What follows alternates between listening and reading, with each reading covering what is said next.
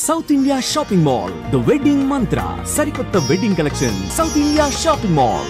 ఆ రోజు మీకు గుర్తుంటుంది, ఒకటేసారి వాళ్ళు మన మీద 15 మిసైల్స్ ఫైర్ చేశారు. S400 చెప్పచ్చు. S400కి ఒకటేసారి they can up to 300 missiles tackle చేయొచ్చు. ఏ సోర్స్ నుంచి ఎక్కడి నుంచి వస్తాయి కూడా. సో ఇది పెద్ద సబ్జెక్ట్ యాక్చువల్లీ. కానీ దీన్ని మనం రష్యా దగ్గర తీసుకున్నప్పుడు మనకు కూడా డౌట్ ఉంది. మీకు గుర్తుంటుంది, అప్పుడు యూఎస్ మన మీద శాంక్షన్స్ థ్రెటన్ చేశారు. మీరు ఇది కొంటే అంతే సంగతి, మిమ్మల్ని మీద శాంక్షన్. మోదీ గవర్నమెంట్ చెప్పారు ఓకే. అది ఐ థింక్ గోవా కాన్ఫరెన్స్లో, గోవాలో మన బ్రిక్స్ సమ్మిట్ జరిగినప్పుడు అగ్రిమెంట్ సైన్ చేశారు రష్యాతో. ఇప్పుడు యూఎస్ అన్నారు మీరు తీసుకుంటే రష్యా శాంక్షన్, కానీ మనం we went head political leadership, Modi గారి లీడర్షిప్ ఒక డిసిషన్ తీసుకున్నారు. సరే శాంక్షన్ చూసుకుందామని. కానీ వాళ్ళు ఏం చేయలేదు. ఎందుకంటే వాళ్ళ ఎక్విప్మెంట్ అమ్మాలని చూసారు మన దగ్గర, మనం తీసుకోలేదు. అది ఇది తీసుకోకపోతే అది తీసుకుంటాము అని. ఎందుకంటే యూఎస్ దగ్గర తీసుకున్న ప్రాబ్లం ఏమవుతుందంటే, రేపు మన దగ్గర ఏదైనా గొడవ అయితే, రేపు మనం పాకిస్తాన్ మీద దాడి చేసినా కానీ చైనాతోనే గొడవ పెట్టుకుంటే యూఎస్ చేస్తారు, వీళ్ళు దాని స్పేర్ పార్ట్ ఆపేస్తారు. మన పోఖ్రాన్లో చూసాం మన అప్పుడు యూఎస్ దగ్గర నుంచి చాలా లిమిటెడ్ ఎక్విప్మెంట్ తీసుకున్నాం, కానీ మొత్తం అన్నీ ఆపేశారు వాళ్ళు. So we should be careful.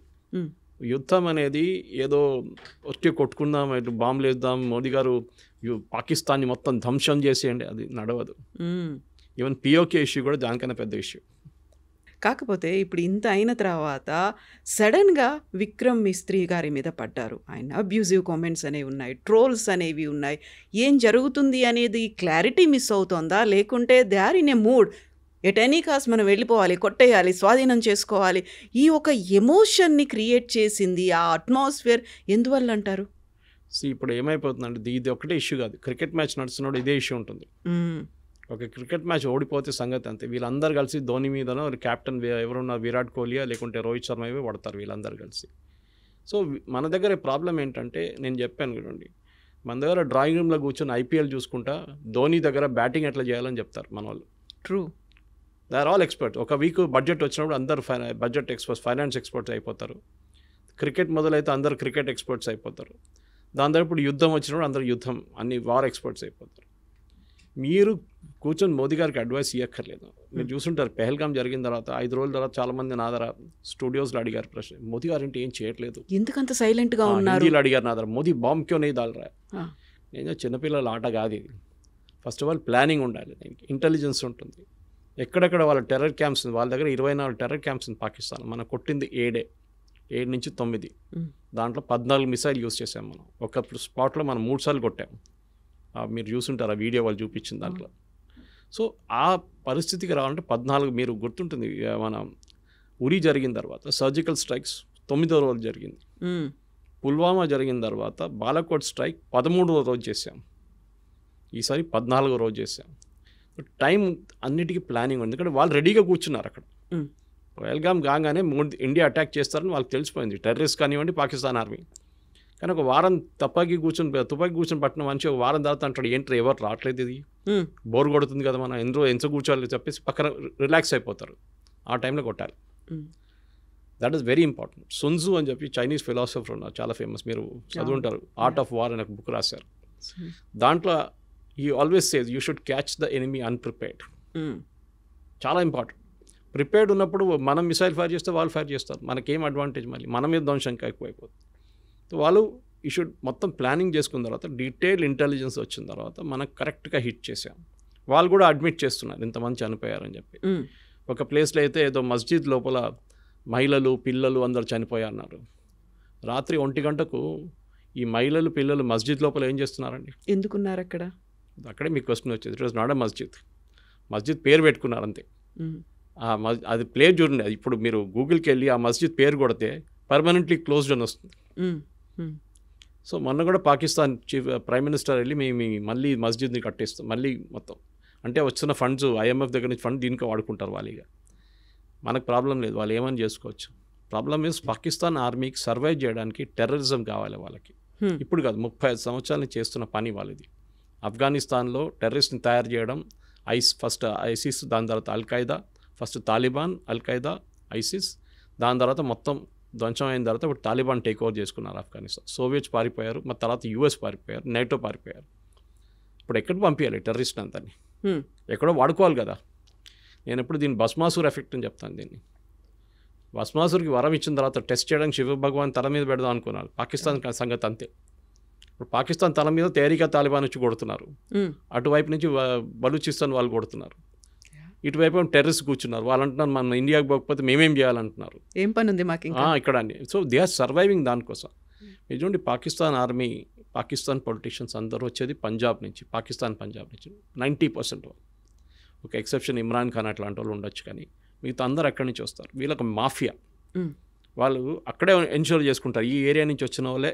మీరు ఎప్పుడైనా ఖైబూర్ పఖ్తూన్ఖా లేకుంటే బలూచిస్తాన్ నుంచి ఒక ప్రధానమంత్రి, ఒక ఆర్మీ చీఫ్ పేరు విన్నారా? ఎప్పుడు లేదు. వీళ్ళు అక్కడి నుంచి ఉంటారు. సో వీళ్ళని మనం ఈసారి కొట్టినప్పుడు భవాల్పూర్ కొట్టాం మనం, which was a very emotional hit for them. ఎందుకంటే వాళ్ళు ఎప్పుడు అనుకోలేదు మనం కొడతామని. పాకిస్తాన్ వైపు, అది కూడా పాకిస్తాన్ పంజాబ్లో అటాక్ చేయడం అని చాలా, వాళ్ళు ఎప్పుడు వాళ్ళ డ్రీమ్స్లో కూడా కళ్ళు కూడా రాదు వాళ్ళకి. కొట్టాం మనం. అదొక సైకలాజికల్ బ్లో ఉండేవారికి. దాని తర్వాత మీకు తెలుసు రెస్ట్ ఆల్ ఈజ్ హిస్టరీ అని చెప్పేటట్లు మనం చాలా కొట్టాం. దాని తర్వాత వాళ్ళు వచ్చి మన దగ్గర మనం విరామణ చేసుకుందాం, మనం ఒక ఒప్పందం లాగా చేసుకుని, ఒప్పందం ఎక్కడ సైన్ చేయలేదు. We are not signed any agreement. కానీ ఇప్పటికీ ఒక స్టేల్ మేట్. ఇప్పుడేం లేదు, ఒక టైమ్అవుట్ అంటారు ఫుట్బాల్లో, టైమ్అవుట్ తీసుకున్నాం. అది 5 నిమిషాలు ఉండొచ్చు, 5 రోజులు ఉండొచ్చు, 5 నెలలు ఉండొచ్చు, 5 సంవత్సరాలు ఉండొచ్చు. ఏ రోజు మన మీద నెక్స్ట్ దాడి జరిగిందో ఆ రోజు మనం వి విల్ హిట్ బ్యాక్. ఇప్పుడు పహల్గామ్ జరిగి ఆల్మోస్ట్ 1 నెల కాబోతుంది. మీరు చూడండి, ఒక్క అటాక్ కూడా మనమే జరగలేదు. జరిగితే Modiji will give next authorisation, కొట్టండి ఈసారి అని చెప్పేసి. ఆల్రెడీ వాళ్ళ చాలా మట్టుకు ధ్వంసం చేస్తాం, వాళ్ళ ఎవాక్స్ని ధ్వంసం చేస్తాం, వాళ్ళ ఫైటర్ ఎయిర్క్రాఫ్ట్ని ధ్వంసం. వాళ్ళు కూడా చాలా మటుకు కాంట్రవర్సీ క్రియేట్ చేశారు. మేము రఫాల్ 5 రఫాల్, 1 రఫాల్, 3 సుఖాయిలు, 2 మిగ్లు కొట్టుపడేస్తామని చెప్పేసి. నిన్ననే government of India detailed statement ఒకటి ఇష్యూ చేశారు through press information bureau. And వాళ్ళ లాంగ్వేజ్లో ఒక ఎయిర్క్రాఫ్ట్ అంటే అసెట్ అంటారు దాన్ని. All our assets are intact అని చెప్పి పెద్దగా సపరేట్గా ఇచ్చారు వాళ్ళకి బాక్స్ లైన్లో. మనది ఒక్క ఎయిర్క్రాఫ్ట్ కూడా పోలేదు, ఒక ఎయిర్ ఫీల్డ్ కూడా అటాక్ కాలేదు. దానికోసం మీరు చూసుంటారు, మోదీ గారు కాగానే, ఈ సీజ్ ఫైర్ కాగానే మోదీ గారు ఫస్ట్ విజిట్ ఆదంపూర్కి వెళ్ళారు. Adampur second biggest air force base మనది. ఎందుకు వెళ్ళారంటే వీళ్ళేం చెప్పారు, మేము ఆదంపూర్ మీద మిసైల్ కొట్టాం పాకిస్తాన్ వాళ్ళు అన్నారు, మొత్తం ధ్వంసం చేసాం, అక్కడ SU-400 ధ్వంసం చేసి అక్కడ ఫైటర్ ఎయిర్క్రాఫ్ట్ అని పోయిందని. మోదీ గారు వెళ్ళి నిలబడి, ఆప్టిక్స్ అంటారు మన ఇంగ్లీష్లో, లెఫ్ట్ షోల్డర్ మీద SU-400, రైట్లో ఒక మిగ్ నిలబడింది, MiG-29. That is optics. Modi గారు వచ్చింది ఆయన నార్మల్ ఎయిర్క్రాఫ్ట్లో కాదు, మిలిటరీ ఎయిర్క్రాఫ్ట్లో ల్యాండ్ అయ్యారు. అంటే runways working, systems are working, లేకుంటే ల్యాండ్ గారు. అదే టైంలో Pakistan army chief, Pakistan prime minister మన ఏదో వాళ్ళ బేస్కి వెళ్ళారు, ఎయిర్ ఫోర్స్ బేస్కి వెళ్ళలేదు, ఆర్మీ బేస్కి వెళ్ళారు. అది కూడా ఎట్లా వెళ్ళారు, కార్లో జీప్లో వెళ్ళారు. దట్ మీన్స్ వాళ్ళ దగ్గర ఉన్న ఎయిర్ ఫోర్స్ బేస్ ధ్వంసం అయిపోయింది, అక్కడ ల్యాండ్ చేయలేమని చాలా క్లారిటీ వచ్చేస్తున్నారు. సో యుద్ధం అనేది మన వాళ్ళు కూడా దే షుడ్ అలౌ పొలిటికల్ ఎస్టాబ్లిష్మెంట్ని వాళ్ళ పని చేయనియండి, వాళ్ళకి తెలిసి ఏం చేయాలని చెప్పి. విక్రమ్ మిస్త్రీ గారి మీద చేసిన దాడి ఐ థింక్ మన దేశంలో ఒక కల్చర్ అయిపోయింది. ఎవరైనా మీ ఒపీనియన్కి వ్యతిరేకంగా ఏమైనా చెప్పారంటే వాళ్ళ మీద ట్రోల్ చేస్తారు. He's only a messenger. ఆయన ఒక స్టేట్మెంట్ తీసుకొచ్చి చెప్పారు అంతే. ఆయన కాదు డిసైడ్ చేసింది, పొలిటికల్ లీడర్షిప్ డిసైడ్ చేశారు. He's a messenger. ఇంగ్లీష్లో అంటారు ఇప్పుడు డోంట్ షూట్ ద మెసెంజర్ అని. మనం చేసిన పని అది. మనం తెలియదు. Of course his daughter use to represent రోహింగ్యాని రిప్రజెంట్ చేస్తుందంటే అది ఇంకో పొలిటికల్ కేసు, అది సపరేట్. చాలామంది పిల్లలు ఇప్పుడు మన కూతురు కానీ కొడుకులు కానీ వాళ్ళ ఫిలాసఫీ ఉంటుంది వాళ్ళకి, మనం ఆపలేం వాళ్ళని. దాన్ని బట్టి మన పేరెంట్స్ మీద ఎందుకు పడ్డాలి. అది అఫ్కోర్స్ అమ్మాయి మీద కూడా దాడి చేస్తారు, చాలా ట్రోల్ చేశారు, ఆమెని మళ్ళీ ఆమె అకౌంట్ ప్రైవేట్ చేసేసింది. కానీ ఇది మెచ్యూరిటీ లేదు. ఇక్కడ కూడా చూపి ఈ సోషల్ మీడియా ప్రాబ్లం ఏంటి, నేను ఎప్పుడు చెప్తుంటాను, మీరు వాట్సాప్లో ఒక మెసేజ్కి 10 రూపాయలు అనే కండిషన్ పెట్టండి, రేపటి నుంచి మొత్తం వాట్సాప్ మెసేజ్లు బంద్ అయిపోతాయి అన్నీ. అందరూ ఇప్పుడు ఫ్రీ ఉందని చెప్పి జియో వచ్చి ఇంత ఫ్రీ డేటా ఇచ్చిన తర్వాత ఏం చేయాలని తెలియదు. 5 నిమిషాలు దొరికితే ఏదో వీడియో చూస్తుంటారు మన వాళ్ళు. మీరు ఎక్కడికైనా వెళ్ళండి, మెట్రో చూడండి, వర్క్ సైట్కి వెళ్ళండి, ఇది ప్రాబ్లం అనమాట. ఏదో వీడియోలు పొద్దున్న సాయంత్రం దాకా ఫార్వర్డ్ చేస్తూనే ఉంటారు. ఒక్కటే వీడియో మీ 100 చోట్ల నుంచి వస్తుంది మీకు. ఎందుకంటే ఆ వాడడానికి మీకు తెలియట్లేదు, మెచ్యూరిటీ లేదు దాంట్లో. ఇప్పుడు నాకు కూడా వస్తుందండి, మీకు చెప్పినట్టు పొద్దున్నుంచి సాయంత్రం దాకా ఒక 20 మీడియా గ్రూప్స్ ఉంది, దాన్ని అందరూ వీడియోలు పడేస్తున్నట్టు పొద్దున్నుంచి. వస్తే డిలీట్ చేసుకుంటూ వెళ్ళిపోతాను నేను. కానీ కొన్ని సైట్స్, కొన్ని గ్రూప్స్ ఉన్నాయి వేరే సీరియస్ డిస్కషన్ నడుస్తుందని, అది నేను రిటైన్ చేసుకుంటాను, టైం దొరికినప్పుడు చూసుకుంటాను. అదనమాట. ఇది మనం మెచ్యూరిటీ ఉన్నప్పుడు చేయాల్సింది. ఏదో వీడియో వచ్చింది చెప్పి ఫార్వర్డ్ చేయడం కాదు, ఏదో వీడియో వచ్చింది చెప్పి రియాక్ట్ చేయడం కాదు, మిస్రీ గారు వచ్చి ఒక స్టేట్మెంట్ ఇచ్చినప్పుడు ఆయన మీద దాడి చేయడం కాదు. ఈ సేమ్ విత్ మోదీజీ గారు. ఎందుకు సీజ్ ఫైర్? మీకు ఏం తెలుసు యుద్ధం గురించి? బంగ్లాదేశ్ యుద్ధం గురించి తర్వాత మనం బ్యాంక్రప్ట్ అయిపోయాం యాజ్ అ నేషన్. చెప్పాను చూడండి, కంప్లీట్గా బ్యాంక్రప్ట్. 5 సంవత్సరాలు మనకు బయటపడడానికి టైం తీసుకున్నాం.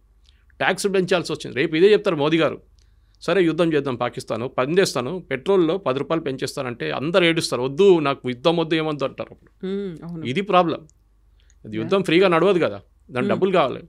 నేను చెప్పినట్టు మిసైల్ ఫైర్ చేయాలన్నా కానీ మిగతా ఏం చేయాలన్నా మనకు డబ్బులు కావాలి.